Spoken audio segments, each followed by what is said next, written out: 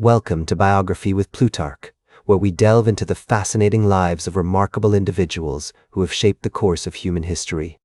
Today, we embark on an extraordinary journey through the life of Frida Kahlo, a woman whose art, passion, and resilience have captivated the world. Born in Mexico in 1907, Frida Kahlo would rise to become one of the most iconic artists of the 20th century, known for her vibrant self-portraits, unflinching honesty, and unwavering dedication to her craft. The year was 1907, and the world was on the cusp of great change.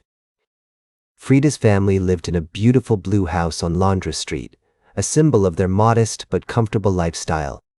Her father, Guillermo Kahlo, was a successful photographer who had immigrated to Mexico from Hungary in 1891.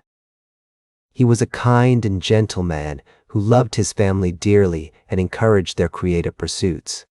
Frida's mother, Matilde Calderón y González, was a strong-willed and devout woman who managed the household and raised her children with a firm but loving hand. Frida was the third of 4 daughters, and her childhood was marked by a close relationship with her sisters, Matilde, Adriana, and Cristina. The sisters spent their days playing in the courtyard, exploring the neighborhood, and helping their mother with household chores. Frida's early life was also influenced by her paternal grandmother, Henriette Kaufmann, who taught her about Jewish traditions and customs. This diverse cultural heritage would later become a hallmark of Frida's art, as she seamlessly wove together elements of Mexican folklore, European modernism, and personal symbolism. In 1910, when Frida was just 3 years old, the Mexican Revolution broke out, bringing chaos and upheaval to the country. The Kahlo family, like many others, struggled to cope with the economic and social changes brought about by the revolution. Despite these challenges, Guillermo Kahlo continued to work as a photographer, capturing the tumultuous events of the time through his lens. His photographs not only provided a vital source of income for the family, but also instilled in Frida a deep appreciation for the art of observation and the power of visual storytelling. Frida's education began at the age of 6, when she started attending the local elementary school in Coyoacán. However, due to her fragile health and frequent bouts of illness, she was often forced to miss school, and her parents hired private tutors to educate her at home. One of these tutors, Sister María del Pilar, had a significant influence on Frida's early life, introducing her to the works of Mexican writers and artists, such as Guadalupe Posada and Diego Rivera. This exposure to Mexico's rich cultural heritage sparked a passion in Frida that would stay with her throughout her life, inspiring her to create art that was both deeply personal and profoundly universal. We witnessed the development of her artistic talent, her passion for Mexican culture, and her resilience in the face of adversity.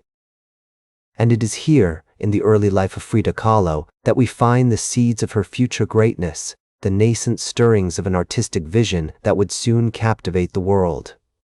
In 1922, at the age of 15, Frida's life took a dramatic turn when she was involved in a devastating bus accident, which left her with multiple injuries and chronic pain. This event marked a turning point in her life, as she began to focus more intently on her art, using it as a means of expression and escape from her physical suffering. As Frida recovered from the devastating bus accident of 1922, she began to focus more intently on her art, using it as a means of expression, escape, and healing. Despite the chronic pain and multiple surgeries that would become a constant companion throughout her life, Frida's artistic vision started to take shape. She drew inspiration from Mexican folk art, surrealism, and realism, blending these styles into a unique visual language that was both deeply personal and profoundly universal. In 1929, Frida married the renowned muralist Diego Rivera, a union that would become one of the most iconic and tumultuous artistic partnerships of the 20th century. Diego, 20 years Frida's senior, was already an established artist, known for his large-scale murals that celebrated Mexican history and culture. The couple's relationship was marked by intense passion, mutual respect, and a deep understanding of each other's artistic visions. Together, they traveled to the United States, where Diego worked on several high-profile mural projects, including the famous Detroit Industry murals at the Detroit Institute of Arts. Frida's own art gained momentum during this period as she began to develop her signature style, characterized by vibrant colors, intricate symbolism, and unflinching self-portraiture. Her paintings, such as The Broken Column and The Two Fridas, showcased her remarkable ability to convey the complexities of human experience, from physical suffering to emotional introspection.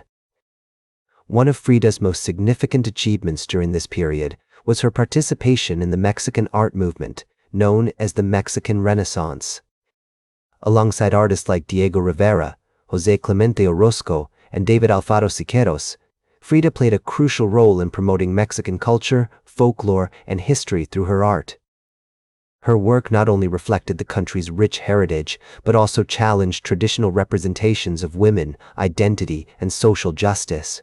Frida's relationships with other artists, intellectuals, and politicians also had a profound impact on her life and work. Her friendships with figures like Leon Trotsky, André Breton, and Tina Modotti introduced her to new ideas, influences, and artistic movements, further enriching her creative vision. However, these relationships were often complicated by personal struggles, including infidelity, political disagreements, and health crises. Throughout the 1930s and 1940s, Frida's art continued to evolve as she explored themes of motherhood, fertility, and the human condition. Her paintings, such as Henry Ford Hospital and What the Water Gave Me, demonstrated her remarkable ability to transform personal experiences into universal symbols, speaking to audiences around the world. As the 1940s progressed, Frida's health began to decline significantly, with multiple surgeries, hospitalizations, and prolonged periods of bed rest. Despite these challenges, she remained committed to her art, often painting from her bed or using a specially designed easel that allowed her to work while reclining. Her paintings from this period, such as The Wounded Table and Self-Portrait with Thorn Necklace and Hummingbird, showcase her remarkable ability to transform physical suffering into powerful works of art. Frida's relationship with Diego Rivera continued to be a central aspect of her life, despite their tumultuous past. The couple divorced in 1939, but remarried in 1940, and their love for each other remained strong until the end of Frida's life. Together, they continued to promote Mexican art and culture, with Frida becoming an increasingly important figure in the country's artistic landscape. In the 1940s and 1950s, Frida's art gained international recognition, with her work being exhibited in museums and galleries around the world. Her unique style, which blended elements of surrealism, realism, and Mexican folk art, captivated audiences and inspired a new generation of artists. The French surrealist André Breton, who had become a close friend and admirer of Frida's work, wrote extensively about her art, describing it as a ribbon around a bomb. Frida's later years were also marked by increased political activism, particularly in support of the Mexican Communist Party. She became a vocal advocate for women's rights, social justice, and the protection of Mexico's cultural heritage. Her commitment to these causes was reflected in her art, with paintings like Marxism Will Give Health to the Sick and Self-Portrait with Stalin showcasing her dedication to the ideals of socialism and communism. As Frida's health continued to decline, she underwent multiple surgeries, including the amputation of her right leg in 1953.